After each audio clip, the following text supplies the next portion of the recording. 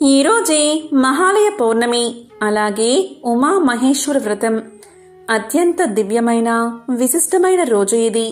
ఈరోజు ఏమీ చేయకపోయినా సరే ఈ పవిత్ర కథను విన్నా, చదివినా, చెప్పినా, వినిపించినా జన్మల పాపాలు తొలగి కోటి జన్మల పుణ్యం వస్తుంది. కష్టాలు, బాధలు తొలగి సకల శుభాలు కలుగుతాయి. మరి విన్నంతనే సకల శుభాలు కలగజేసే ఆ పవిత్ర కథను ఇప్పుడు తెలుసుకుందాం. ఈ కథ స్కాంద పురాణంలోనిది. ఈ ఉమామహేశ్వర వ్రత కథను ఇప్పుడు వినండి. పూర్వం సూత మహర్షిని సౌనకాది మహామునులు ఉమామహేశ్వర వ్రత మహిమ గురించి తెలుపమని కోరారు. దానికి సూతుడు ఇలా చెప్పడం ప్రారంభించాడు. మహర్షులారా, శ్రద్ధగా వినండి. ఒకానొకప్పుడు గౌతమ మహర్షి లోక సంచారం చేస్తూ మనుషులోకం వచ్చి మనుషులందరినీ చూశాడు. అక్కడ మానవులంతా ఎన్నో కష్టాలు పడుతున్నారు. పుత్రులు లేనివారు కొందరు, సంతానం కలిగి కూడా వారితో బాధపడేవారు మరికొందరు, ధనహీనులు కొందరు, యవ్వనంలో భర్త లేని వారు కొందరు, భార్యను హత్య చేసే మానవులు కొందరు, భర్తను అనేక విధాలుగా హింసించేవారు కొందరు, అనేక పాపకర్మలు చేసి క్షయ, కుష్టు రోగాలు, అనేక మాయరోగాలతో బాధపడుతున్న మనుషుల్ని చూసి వీరికి ఈ కష్టాలు ఎలా తొలగిపోతాయి అని పరమేశ్వరుని అడగడానికి వెళ్ళాడు గౌతముడు. ఇలా గౌతముడు కైలాసం వెళ్ళగా అక్కడ పార్వతీ పరమేశ్వరులు నవరత్న సింహాసనం మీద కూర్చుని ఉన్నారు. వారిని చూసిన గౌతముడు శివపార్వతులను ఎన్నో విధాలుగా స్తుతించాడు. అంతటా మహాశివుడు సంతోషించి ఇలా పలికాడు. ఋషివర్యా, నీవు ఎందుకు వచ్చావు? నీ సంకల్పం ఏమిటి అని అడిగాడు. అందుకు గౌతముడు శివుడితో ఇలా పలికాడు. మహాదేవా, భూలోకంలో మనుషులందరూ తాము తెలిసి తెలియక చేసిన పాపకర్మలచే ఎన్నో బాధలు పడుతున్నారు, దుఃఖాన్ని అనుభవిస్తున్నారు. ఏ ఒక్క మనిషి కూడా సంతోషంగా లేడు. సర్వసుఖాలు కలగాలి అన్నా, చివరకు ముక్తి కలగాలి అన్నా మానవుడు ఏం చెయ్యాలి? నీకు నీ భక్తుల బాధలు తెలుస్తాయని లోకంలో అందరూ చెప్పుకుంటారు. కాబట్టి వారి బాధలు పోయే మార్గం చెప్పమని వేడుకుంటాడు గౌతముడు. అంతటా మహాశివుడు గౌతమునితో ఇలా పలుకుతాడు. గౌతమా, వ్రతాలన్నిటిలో ఉత్తమమైన వ్రతమున్నది. అదే ఉమామహేశ్వర వ్రతం. ఉమామహేశ్వర వ్రతాన్ని భక్తితో ఆచరించేవారు భోగ భాగ్యాలతో జీవిస్తారు, చివరకు మోక్షాన్ని పొందుతారు అని మహాశివుడు తెలియచేశాడు. దానికి గౌతముడు ఇలా పలికాడు. హే భగవాన్, ఆ ఉత్తమ వ్రతం ఎలా చెయ్యాలి? ఏ దేవుణ్ణి పూజించాలి? ఎక్కడ పూజించాలి? వివరించి చెప్పండి అని కోరాడు. దానికి ఈశ్వరుడు ఇలా చెప్పాడు. ఓ గౌతమ, ఉమామహేశ్వర వ్రతాన్ని భాద్రపద శుక్ల పౌర్ణమి రోజు ఆచరించాలి. కోరికలు నెరవేరాలి అనుకునేవారు దానిని పూర్వభాద్ర నక్షత్రం రోజు ఆచరించాలి. మోక్షాన్ని కోరుకునేవారు ఉత్తరాభాద్ర నక్షత్రం రోజు ఆచరించాలి. ఈ వ్రతాన్ని ఎవరైతే భక్తి శ్రద్ధలతో ఆచరిస్తారో వారికి ఉన్న కష్టాలు తొలగిపోతాయి. కష్టాలతో బాధపడుతున్న వారు ఈ వ్రతాన్ని ఆచరిస్తే కష్టాలు తీరి సుఖ సంతోషాలు కలుగుతాయి. పుత్రులు లేనివారు ఈ వ్రతాన్ని ఆచరిస్తే పుత్ర సంతానం కలుగుతుంది. ధనం కావాలని ఈ వ్రతాన్ని ఆచరిస్తే ధనప్రాప్తి కలుగుతుంది. పెళ్లి కాని కన్యలు ఈ వ్రతాన్ని ఆచరిస్తే మంచి వరుడు దొరుకుతాడు. విద్యార్థులు చదువుల్లో తిరుగులేని విజయం కలుగుతుంది. ఈ వ్రతాన్ని నేను పార్వతీదేవి కలిసిన చిత్రపటానికి లేదా విగ్రహాలకు భక్తితో పూజించాలి. కావున పార్వతీ పరమేశ్వరులను భక్తితో ఆరాధించాలి. బ్రాహ్మణులకు, బంధువులకు అన్నదానం చెయ్యాలి. 27 మందికి అన్నదానం చెయ్యాలి. ఈరోజు వ్రతాన్ని ఆచరించి ఉపవాసం ఉండాలి. పచ్చిపాలు తాగవచ్చు. రాత్రి జాగరణ చేసి శివుని కథలను వినాలి. షోడశోపచారాలతో పూజ చేసి మరుసటి రోజు ప్రాతకాలంలో స్నానం చేసి మళ్లీ పూజ చేసి దక్షిణ తాంబూలాలు ఇవ్వాలి. ఇలా చేస్తే చాలు, సమస్త భోగాలు కలిగి చివరకు శివ సాన్నిధ్యం కలుగుతుందని గౌతముడికి ఈశ్వరుడు చెప్పాడు అని సూతుడు శౌనకాది మునులకు తెలియచేశాడు. ఇక శౌనకాది మహామునులు సూతుణ్ణి మళ్ళీ ఇలా అడుగుతారు. మహర్షి, ఈ వ్రతాన్ని ఇంతకుముందు ఎవరైనా ఆచరించారా అని అడుగుతారు. దానికి సూతుడు, ఈ వ్రతం గురించి ఒక పవిత్ర కథ ఉంది, ఆ కథను మీకు చెప్తాను, శ్రద్ధగా వినండి అంటూ ఇలా చెప్పడం ప్రారంభించాడు. పూర్వం నర్మదా నదీ తీరంలో మకరము అనే పేరుగల పట్టణం ఉండేది.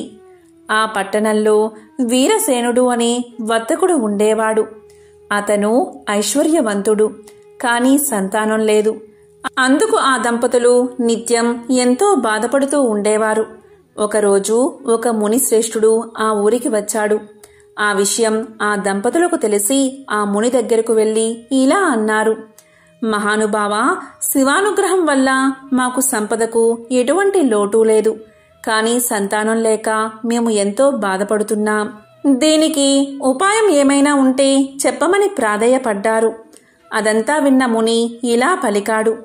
చూడు నాయనా, సంతాన సౌభాగ్యాలు కలిగించే పార్వతీ పరమేశ్వరులకు అత్యంత ఇష్టమైన ఉమామహేశ్వర వ్రతం అనే ఒక గొప్ప వ్రతముంది.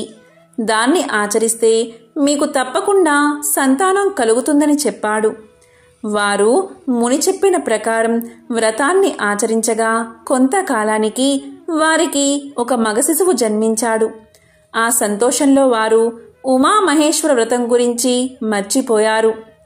పిల్లవాడు క్రమక్రమంగా పెరిగి 16 సంవత్సరాల వాడయ్యాడు. ఇది ఇలా ఉండగా జీలం నదీ తీరాన వీర్యవంతుడు అనే అతను ఉండేవాడు.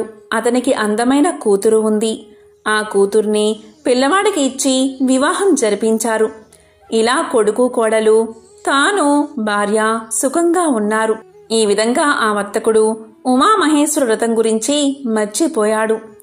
కొంతకాలానికి అతని ఇంట్లో దొంగలు పడి ఉన్నదంతా దోచుకుపోయారు. మరికొన్నాళ్లకు వారి ఇల్లు తగలబడి మొత్తం కాలిపోయింది. ఇలా వారంతా దీనావస్థలో చిక్కుకుని బాధపడుతూ ఉండగా ఒకరోజు వశిష్ఠాశ్రమానికి వెళ్లి అక్కడ ఒక మహర్షిని దర్శించి తమ గోడు విన్నవించుకున్నారు.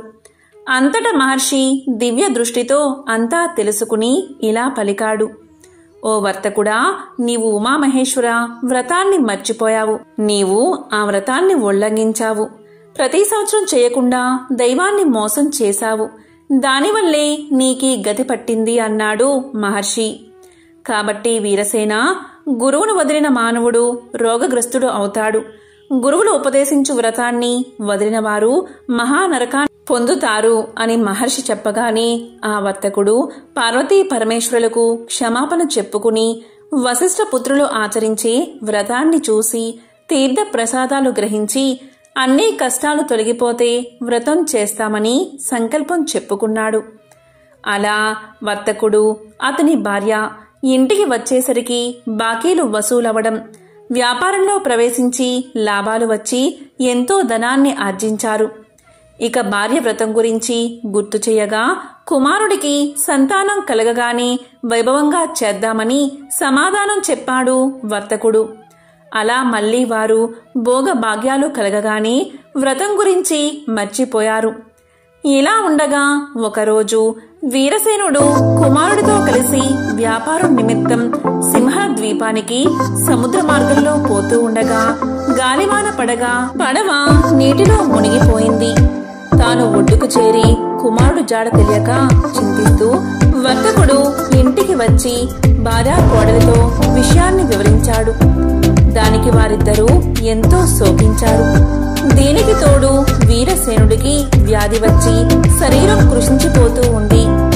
ఒకరోజు కోడలు పుష్పావతి రేవా నదీ తీరంలోకి మకా నక్షత్రం స్నానం చేయడానికి వెళ్ళింది.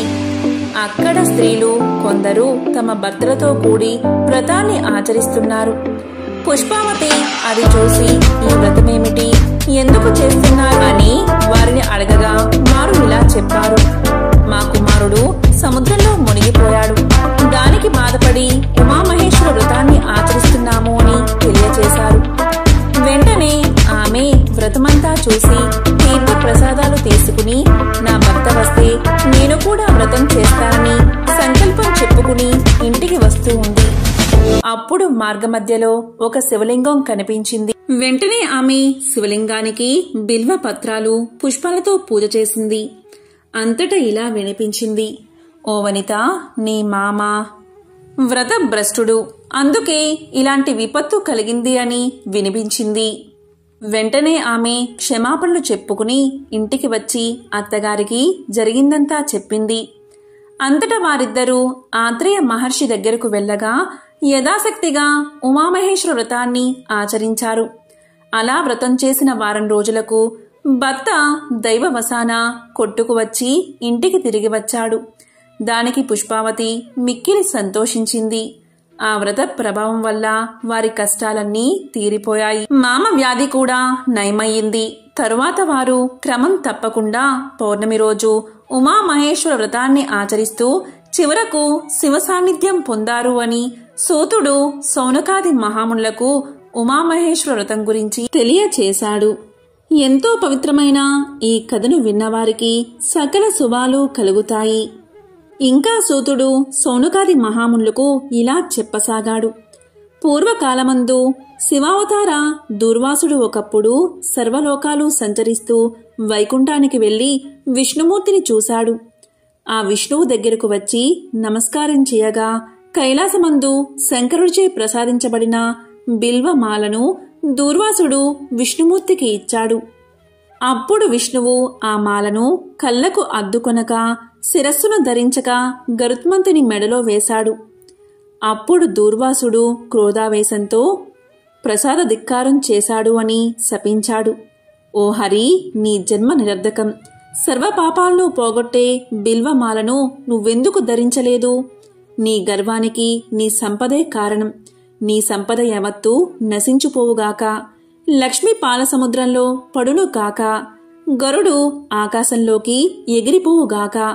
వైకుంఠ అధికారము తొలగిపోవుగాక. ఈ రోజు లగాయతు తేజో విహీనుడివై అడవిలో చెట్టు పొట్టలో తిరిగి కష్టాలను అనుభవిస్తావు కాక అని శపించాడు. దీంతో విష్ణువుకు వైకుంఠ ఆధిపత్యం పోయింది. లక్ష్మీ పాలసముద్రంలోకి వెళ్లిపోయింది. గరుడు ఎగిరిపోయాడు. తాను భరించరాని దుఃఖంతో అరణ్యవాసం చేస్తూ తన పొరపాటును స్మరించుకుంటూ ఉండగా గౌతముల వారు శివుడి వలన ఉమామహేశ్వర వ్రతాన్ని విని కైలాసం నుండి ఈ అరణ్య మార్గానికి రాగా శ్రీహరి ఎదురుగా వెళ్లి సాష్టాంగ నమస్కారం చేసి, మహాత్మా, ఈ దుఃఖం తొలగిపోవడానికి ఏదైనా ఉపాయం ఉంటే సెలవీయండి అని ప్రార్థించాడు. అప్పుడు గౌతముడు ఈశ్వరుడు ఉపదేశించిన ఈ ఉమామహేశ్వర వ్రతాన్ని విధి విధానంతో తెలియచేశాడు. తరువాత విష్ణువు భక్తి శ్రద్ధలతో గౌతమ ముని దగ్గర విన్న ఈ ఉమామహేశ్వర వ్రతాన్ని విధి ప్రకారం ఆచరించాడు. ఆ వ్రత ప్రభావం వల్ల ఈశ్వరుడు ప్రసన్నుడై ఏమి కావాలో కోరుకోమని విష్ణువుని అడిగాడు. అప్పుడు విష్ణువు దుర్వాస శాపాన్ని తీసివేయమని కోరుకున్నాడు. వెంటనే ఈశ్వరుడు వైకుంఠ ఆధిపత్యాన్ని లక్ష్మీ గరులను ప్రసాదించి పార్వతితో శివుడు కైలాసం చేరుకోగా విష్ణువు లక్ష్మీ గరుడులతో వైకుంఠానికి చేరుకున్నాడు. ఇలా సూతుడు సౌనకాది మహామునులు తెలియజేయగా సౌనకాది మహామునులు ఇలా పలికారు. సూత మహర్షి విష్ణుమూర్తి మహానారాయణుడు కాబట్టి కోల్పోయిన వైకుంఠ పదవిని తిరిగి సంపాదించుకోగలిగాడు. మాలాంటి వారు సంపాదించడం సాధ్యమా? మరెవరైనా అలాంటి స్థితిని పొందినవారున్నారా అని అడగగా సూతుడు ఇలా చెప్పాడు.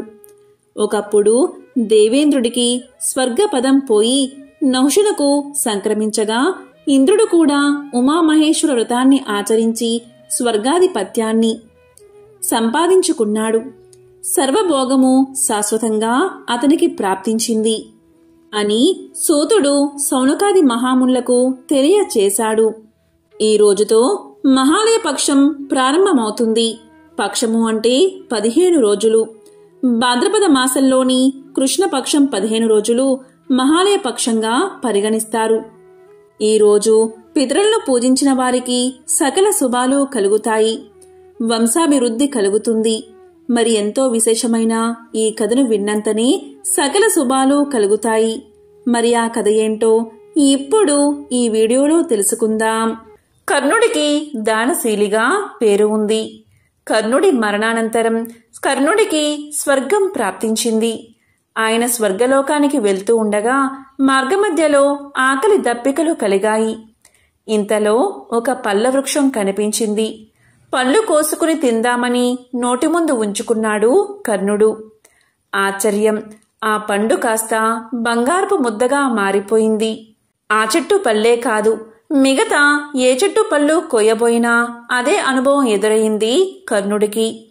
ఇక లాభం లేదు అనుకుని కనీసం దాహమైనా తీర్చుకుందామని అనిపించి సమీపంలోని నీటిని తీసుకుని దోసెట్లోకి తీసుకుని నోటి ముందు ఉంచుకున్నాడు. ఆ నీరు కాస్త బంగారపు నీరుగా మారిపోయింది. ఇక స్వర్గలోకానికి వెళ్ళాక అక్కడ కూడా అదే పరిస్థితి. దాంతో కర్ణుడు తాను చేసిన తప్పేమిటి, తనకు ఎందుకు ఇలా జరుగుతుంది అని వాపోతూ ఉండగా ఆకాశం నుండి ఇలా వినిపించింది. కర్ణ, నీవు దానశీలిగా పేరుగాంచావు. చేతికి ఎముక లేకుండా దానాలు చేశావు. అయితే ఆ దానాలన్నీ బంగారం, వెండి, డబ్బు రూపేణా చేశావు. కానీ కనీసం ఒక్కరికి కూడా అన్నం పెట్టి ఆకలి తీర్చలేదు. అందుకే నీకీ దుస్థితి వచ్చింది అని ఆకాశం నుండి ఆకాశవాణి వినిపించింది. ఇక వెంటనే కర్ణుడు తన తండ్రి అయిన సూర్యదేవుని వద్దకు వెళ్లి పరిపరి విధాలుగా ప్రాధేయపడగా సూర్యదేవుని కోరిక మేరకు దేవరాజు అయిన ఇంద్రుడు కర్ణుడికి ఒక అపురూపమైన అవకాశాన్ని ఇచ్చాడు. నీవు వెంటనే భూలోకానికి వెళ్లి అక్కడ అనాథులందరికీ అన్నం పెట్టి మాతాపితరులకు తర్పణాలు వదిలి తిరిగి రమ్మన్నాడు ఇంద్రుడు. ఇంద్రుడి సూచన మేరకు కర్ణుడు భాద్రపద బహుళ పాడ్యమి రోజు భూలోకానికి వచ్చాడు. అక్కడ పేదలు, బంధుమిత్రులందరికీ అన్న సంతర్పణ చేశాడు. పితరులకు తర్పణాలు వదిలాడు. తిరిగి అమావాస్య నాడు స్వర్గానికి చేరుకున్నాడు. ఎప్పుడైతే కర్ణుడు అన్న సంతర్పణలు, పితృకర్మలు చేశాడో అప్పుడే ఆయన కడుపు నిండిపోయింది, ఆకలి తీరింది. కాబట్టి కర్ణుడు భూలోకంలో గడిపి తిరిగి స్వర్గానికి వెళ్లిన ఈ పక్షం రోజులకే మహాలయ పక్షమని పేరు. ఈ మహాలయ పక్షంలో చివరి రోజే మహాలయ అమావాస్య. నిత్యం దేవతారాధన ఎంత చేసినా, ఎన్ని దానధర్మాలు చేసినా కూడా ఏడాదికి 2 రోజులు పితృదేవతలను గుర్తుకు తెచ్చుకోలేని జన్మ వృధా. ఈ చర్యను భగవంతుడు కూడా మెచ్చుకోడు. దేవతలు వరాలు మాత్రమే ఇస్తారు, కానీ పితృదేవతలు శపిస్తే వంశం నాశనమవుతుంది అని పెద్దల మాట. కాబట్టి ఎంత హడావిడిగా ఉన్నా ఏడాదికి 2 రోజులు మనకు జన్మనిచ్చిన వారి కోసం మన పితరులకు కేటాయించడం మన ధర్మం. పూర్వం ఒకసారి సూత మహర్షి సౌనకాది ఋషులకు ఇలా చెప్తున్నాడు. ఓ ఋషులారా, నేను ఉమామహేశ్వర వ్రతం సర్వసిద్ధులను ఇవ్వడం వల్ల సర్వధర్మాల్లోనూ ఉత్తమమైనదిగా మీకు తెలియచేశాను. ఉమామహేశ్వరుల మహత్యాన్ని తెలిపే ఒక కథను మీకు చెప్తాను, శ్రద్ధగా వినండి అంటూ ఇలా చెప్పడం మొదలుపెట్టాడు సూత మహర్షి. వత్త దేశమందు వేదరథుడు అనే ఒక బ్రాహ్మణుడు ఉండేవాడు. అతను ఉత్తమ సాంప్రదాయ కులంలో పుట్టి దారాపుత్రాదులతో సంపన్నుడై గృహస్థ ఆశ్రమాన్ని నెరవేరుస్తూ ఉండేవాడు. పద్మ సమాన నేత్రాలు కల శారద అనే ఒక కన్య అతనికి జన్మించింది. ఆమెకు 12 సంవత్సరాల వయసు వచ్చింది. ఇది ఇలా ఉండగా పద్మనాభుడు అనే ఇంకొక బ్రాహ్మణుడు భార్య చనిపోవడం వల్ల 2వ వివాహం చేసుకుందామని వేదరథుని వద్దకు వచ్చి, మీ కన్యను అంటే మీ కూతురిని నాకిచ్చి వివాహం చేయండి అని అడిగాడు. పద్మనాభుడు కోటీశ్వరుడు, సూర్యుడు, రాజకళ కలవాడు. అందువల్ల ఏమీ ఆలోచించక తన కూతురిని ఇచ్చి వివాహం చేశాడు వేదరథుడు. మధ్యాహ్న సమయంలో వివాహం జరిగింది. సాయంకాలం అయ్యేసరికి సంధ్యావందనం చేసుకోవడానికి నదీ తీరానికి వెళ్లి యథావిధిగా సంధ్యోపాసన చేసి వచ్చే సమయంలో చీకటి పడగా వచ్చే మార్గంలో పద్మనాభుణ్ణి పాము కరిచింది. వెంటనే పద్మనాభుడు అత్తవారింట్లోనే చనిపోయాడు. ఈ సంఘటనకు అత్త మామలు, బంధువులు, అలాగే శారద కన్నీరు మున్నీరయ్యారు. బంధువులందరూ దహనాది సంస్కారాలు చేసి తమ తమ ఇళ్లకు చేరుకున్నారు. శారద వైదవ్యాన్ని అనుభవిస్తూ తండ్రి ఇంట్లోనే కాలం గడుపుతూ ఉండేది. భర్త ముసలివాడు అయినా తనకిష్టం లేకపోయినా తండ్రి బలవంతం వల్ల వివాహం చేసుకుంది. భర్త చనిపోయి కొన్ని మాసాలు గడిచాయి. తరువాత ఒకరోజు తల్లిదండ్రులు అలాగే బంధువులు గ్రామాంతరం గురించి వెళ్ళిపోగా జాత్యంతుడు అనే అతివృద్ధుడు అయిన ఒక మహర్షి వేదరథుని ఇంటికి వీచేశాడు. కాని గృహంలో ఎవరూ లేకపోవడం వల్ల శారదే ఆ మహర్షికి స్వాగత సత్కారాలు చేసి పాదాలు కడిగి ఆసనంలో కూర్చోబెట్టి అతన్ని దైవంగా భావించి పూజించి నమస్కారం చేసి పాదసేవ చేసి విసనకర్రతో విసురుతూ మార్గాయాసమున పోగొట్టి ఇలా పలికింది. ఓ మునినాథ, తినడానికి ఏమైనా తీసుకురానా అని అడిగి సంతోషపెట్టింది. లోపలికి వెళ్లి మునికి షడ్రోసోపేతంగా భోజనం వండి వడ్డించింది. అది తిన్న ముని సంతోషంతో ఇలా పలికాడు. ఓ శారద, నీవు యావజ్జీవం అంటే బతికి ఉన్నంతకాలం భర్తతో సుఖాన్ని అనుభవిస్తూ సకల గుణ సంపన్నుడైన కుమారుణ్ణి కంటావు. అతను లోకమందు గొప్ప కీర్తిని సంపాదించి దేవతల వరప్రసాదమున అర్హురాలు అవుతావుగాక అని ఆశీర్వదించాడు. ఆ ముని అందుడైనందువల్ల శారద అతని మాటలు విని ఆశ్చర్యపడి ఇలా పలికింది. ఓ మహర్షి, తమ వాక్యాలు ఎన్నటికీ అసత్యం కావు. నేను విధవను. బ్రహ్మవేత్తల ఆశీర్వాదమైనను నిర్భాగ్యులకు పొసగదు. నేను పాప ఫలాన్ని అనుభవిస్తూ ఉన్నాను. ఇప్పుడు మీ ఆశీర్వాదం ఎలా నెరవేరుతుంది అని అడిగింది. అప్పుడు అందుడైన ఆ మహర్షి ఇలా పలికాడు. ఓ బాలా, నేను అంధుడు అవడం వల్ల నిన్ను గుర్తించక చేసిన ఆశీర్వచనాన్ని నీవు సాధించాలి. నీవు మాత్రం నేను చెప్పినట్లు నడుచుకో. ఉమామహేశ్వర వ్రతము అనేది ఒకటి ఉంది. దాన్ని ఆచరించడం వల్ల నీవు సుఖాన్ని పొందుతావు అని పలకగా శారద ఇలా పలికింది. ఓ మహర్షి, మీరు ఉపదేశించింది ఎంత దుర్లభమైనదైనా నేను చేస్తాను.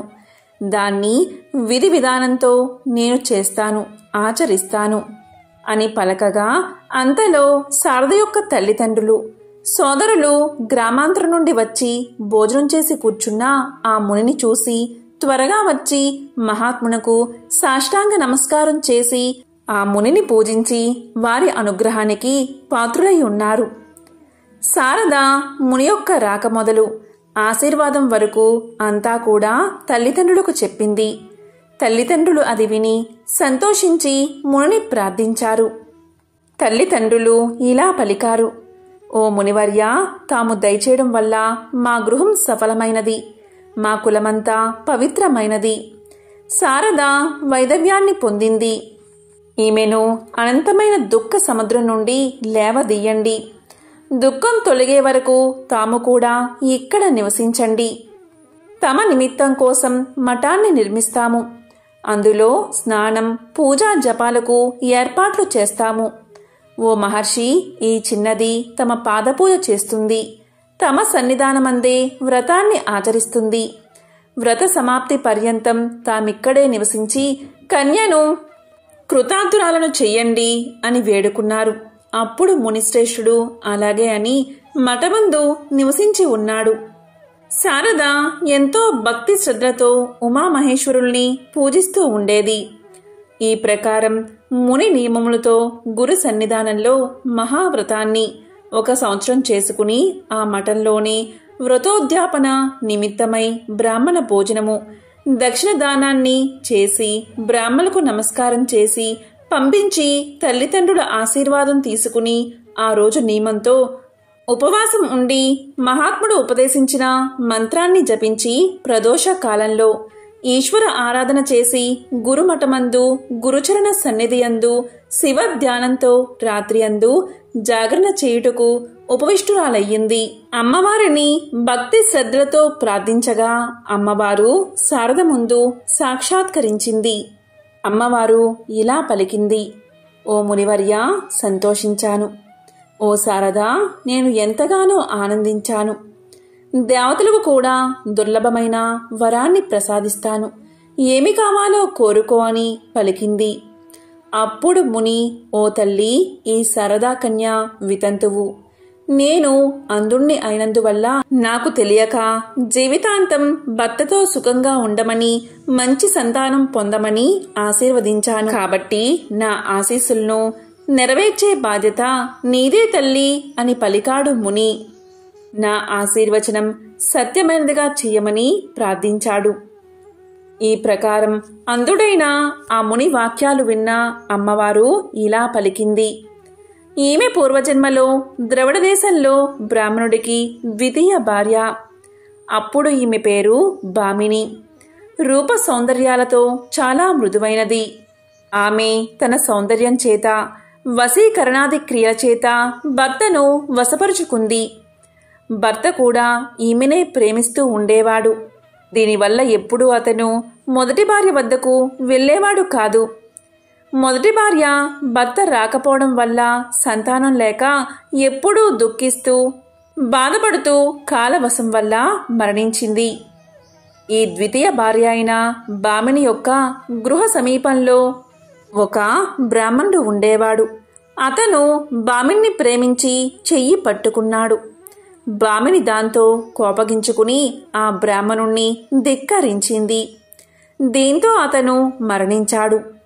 ఈ భామిని భర్తను మోహపుచ్చి మొదటి భార్యను చూడనివ్వకుండా చేసినందువల్ల ఈ జన్మలో ఆమె బాల వైధవ్యాన్ని పొందింది. లోకంలో ఏ స్త్రీ అయినా సరే దంపతులకు ఎడబాటు కలిగిస్తే 21 జన్మల వరకు బాల వైధవ్యాన్ని అనుభవిస్తుంది అని మనుధర్మ శాస్త్రం చెప్తుంది. వెనుకటి జన్మయందు చేసిన పాపాన్ని ఇప్పుడు ఈ ఉమామహేశ్వర వ్రతమందు నన్ను పూజించడం వల్ల నశించిపోయింది.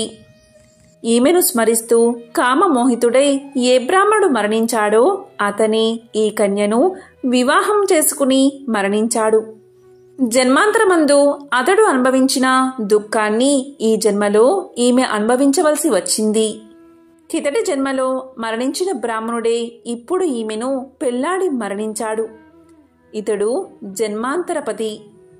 ఓ మునివర్య, ఈ చిన్నది పూర్వజన్మలో కూడా నన్ను ఆరాధించి ఉంది. ఇప్పుడు ఈమెకు వరం ఇవ్వడానికే నేను సాక్షాత్కరించాను అని పలికి అమ్మవారు, ఓ శారదా, నీవు మహత్తుగల దానవై నా మాట విను. ఎప్పుడైనా ఒకప్పుడు ఒకానొక చోట స్వప్నంలో నీకు వచ్చే భర్తను జాగ్రత్తగా చూసి ఆనవాలు పట్టు. స్వప్నంలో వచ్చే నీ భర్త వల్ల నీకు 9 మాసాలు నిండిన తర్వాత ఒక కుమారుడు జన్మిస్తాడు అని పార్వతీదేవి చెప్పింది. అమ్మవారు చెప్పినట్లే శారద గర్భవతురాలయ్యింది. కాని ఊళ్ళోని జనమంతా శారదను చూసి భర్త లేకుండా గర్భవతురాలయ్యింది అని పలికి చీచీ పొమ్మంటూ ఉండేవారు. ఊర్లోని పెద్దవారందరూ శారదను పిలిచి ఇలా పలికారు. ఇంత పాడుపని చేశావు, మా కులానికి అపకీర్తిని తెచ్చిపెట్టావు. నీవు మహా పాపాత్మురాలివి, నిన్ను తప్పకుండా శిక్షించాలి అని చెప్పి ఆమెను కొట్టడానికి సిద్ధమవుతూ ఉండగా ఆకాశవాణి ఇలా పలికింది. ఈ చిన్నదాని పాపం ఏమీ లేదు.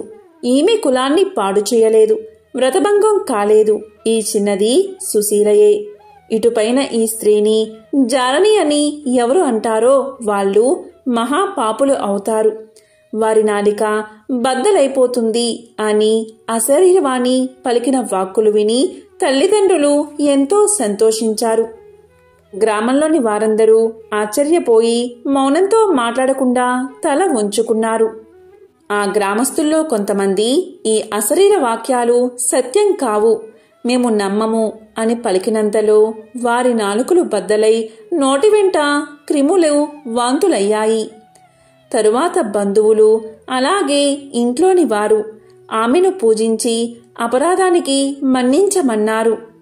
కాని కొంతమంది ఇలా పలికారు, శీలం చెడకపోతే గర్భం ఎలా వచ్చింది అని పలకగా వారిలో ఒక ముసలి బ్రాహ్మణుడు ముందుకు వచ్చి ఇలా చెప్పాడు, ఈ కనబడే వినబడే ప్రపంచమంతా మాయామయము. భ్రమరూపమైన సంసారమందు ఉన్నదేది లేనిదేది, మునుపు లేనిది ఇప్పుడున్నది చెప్పు వీలులేని ప్రపంచాన్ని మాయయే జయిస్తుంది. ఈ మాయ ఈశ్వర సంకల్పం. దీని చర్యలను తెలిసిన వారెవరు? యువకేతుడు అనే రాజర్షి యొక్క శుక్లం జలంలో పడగా ఆ జలాన్ని లేడి తాగగా గర్భవతి అయి ఋష్యశృంగుణ్ణి కన్నది. దేవతాస్త్రీ సురాష్ట్ర మహాశ్రేష్ఠుడైన మనువును కన్నది. సత్యవతి స్త్రీ మత్స్యగర్భమందు పుట్టింది. బర్రెకు మహిషాసురుడు పుట్టాడు. అలాగే పూర్వకాలమందు స్త్రీలు కారణము వలన గర్భవతులగుతూ వచ్చారు.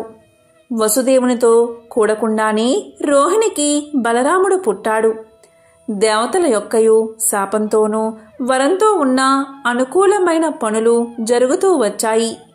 ముని శాపం వల్ల సాముని యొక్క గర్భమందు ముసలం పుట్టింది. యువనాశ్వుడు అనే రాజుకు ముళ్ళ యొక్క మంత్ర ప్రభావం వల్ల గర్భం కలిగింది. ఈ శారదా కన్య పూజ్యురాలై మహర్షి పాదసేవనం చేసినందువల్ల మహావ్రత ప్రభావం వల్ల గర్భవతి అయ్యింది. కాబట్టి ఎవరూ కూడా ఈమెను తప్పు పట్టకూడదు. ఈ విషయంలో ఏదో కారణం ఉండి ఉంటుంది.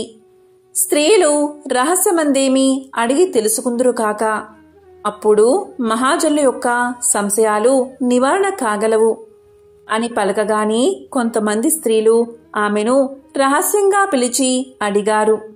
అప్పుడు శారద తన అద్భుతమైన వృత్తాంతాన్ని తెలియచేసింది. అందరూ సత్యాన్ని తెలుసుకుని ఆమెను మహాపతివ్రతగా నమ్మి తమ తమ ఇళ్లకు వెళ్లిపోయారు. తరువాత మాసాలు పూర్తయిన తర్వాత ఒక బాలసూర్యుడి వంటి కుమారుడు పుట్టాడు. కుమారుడు తామర పుష్పం వంటి నేత్రాలు కలిగి గంభీర లక్షణాలు కలిగి బాల్యమందే అన్ని విద్యలయందు మహాపండితుడు అనిపించుకున్నాడు. అతని పేరు శారదేయుడు. 8వ సంవత్సరంలో ఋగ్వేదాన్ని, 9వ సంవత్సరంలో యజుర్వేదాన్ని, 10వ సంవత్సరంలో సామవేదాన్ని లీలగా అభ్యసించాడు. చాలా మంచి బుద్ధి కలవాడయ్యాడు. తరువాత కొంతకాలానికి సర్వలోక ప్రసిద్ధమైన మహాశివరాత్రి వచ్చింది. అప్పుడు శారద గోకర్ణ క్షేత్రానికి వెళ్ళగా అక్కడ వస్తున్న తన పూర్వజన్మ భర్త అయిన స్వప్న పురుషుణ్ణి సర్వలక్షణ సంపన్నుడిగా చూసినంతలో పులకించి భరించలేని ప్రేమతో రెప్ప వేయకుండా ఏడుస్తూ అతన్ని సమీపించగానే అతను కూడా శారదను గుర్తుపట్టాడు. అప్పుడు శారద, ఓ స్వామి, వీడు నా కుమారుడు. అన్ని విద్యలు చదివినాడు. పురోహితుడు నా పేరుతో ఇతనికి శారదేయుడు అని నామం పెట్టాడు. బ్రాహ్మణుడు సంతోషించి కుమారుణ్ణి తొడమీద కూర్చోబెట్టుకుని తల్లిదండ్రుల అనుమతితో భార్యాపుత్రులను ఇంటికి తీసుకుపోయాడు. శారద ఆ ఇంటిలో చాలా సంవత్సరాలు గడిపి భర్త మరణించిన వెంటనే తాను కూడా అగ్ని ప్రవేశం చేసింది. వారిద్దరూ సంతోషంగా పుష్పక విమానంపై కూర్చుని దేవభోగాలను అనుభవిస్తూ కైలాసానికి వెళ్లి స్థిరంగా ఉన్నారు. ఎవరైతే ఈ కథను వింటారో లేక చదువుతారో వారికి సత్సంతానము సౌఖ్యాలు కలుగుతాయి. సమస్త పాప సంచయము నశిస్తుంది. ఈ కథను ఒకసారి విన్నా చదివినా ఇహమందు సకల భోగాలు అనుభవించి అంతకాలమందు శివ సాన్నిధ్యాన్ని చేరుకుంటారు అని ఉమామహేశ్వరుల మహత్యాన్ని సూతుడు సౌనకాది మహర్షులకు తెలియచేశాడు. ఎంతో పవిత్రమైన విశేషమైన ఈ కథను ఈరోజు విన్నా చదివినా చెప్పినా వినిపించినా సకల శుభాలు కలుగుతాయి. జన్మల దోషాలు తొలగి కోటి జన్మల పుణ్యం వస్తుంది. ఓం నమః శివాయ. ఓం శ్రీ మాత్రే నమః.